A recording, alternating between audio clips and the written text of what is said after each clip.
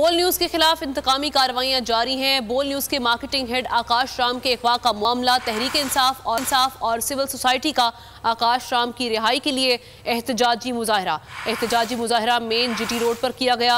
मुजाहिरीन की जानिब से आकाश राम की रिहाई का मुतालबा किया गया। इसके रहनुमा इबाद फारूक ने कहा कि बोल न्यूज के मार्केटिंग हेड आकाश राम के अगवा की शदीद मजम्मत करते हैं। बोल न्यूज हक और सच की आवाज है। बोल न्यूज के खिलाफ इंतकामी कार्रवाइयां बंद की जाए। इनका जो मार्केटिंग हेड है आकाश राम, उसको गिरफ्तार किया गया है।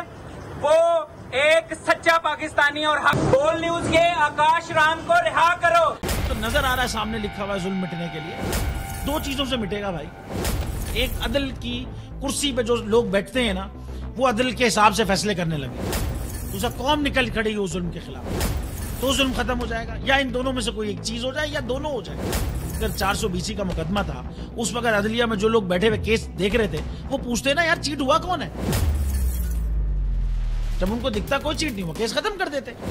तो जालिम जुल्म कर ही नहीं पाता। 9 जजेस ने नोट बिफोर किया मेरे केस को यार, 1.5 साल चला।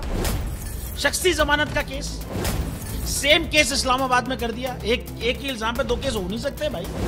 मतलब 60 दिन का वक्त होता है। 102 दिन के बाद मैं जीत गया, केस बरी हो गया। 102 दिन के बाद अपील फाइल की, एक्सेप्ट कर ली। नहीं करते ना एक्सेप्ट, खत्म हो जाता ना जुल्म यार। भरी अदालत में मुझे बरी कर दिया, फिर पता नहीं क्या हुआ 2.5 घंटे बाद का नोट बिफोर।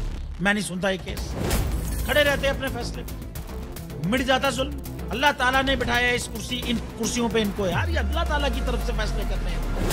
तो या तो ये फैसले आएंगे, जुल्म मिट जाएगा, या कौम खड़ी हो जाएगी जुल्म के खिलाफ।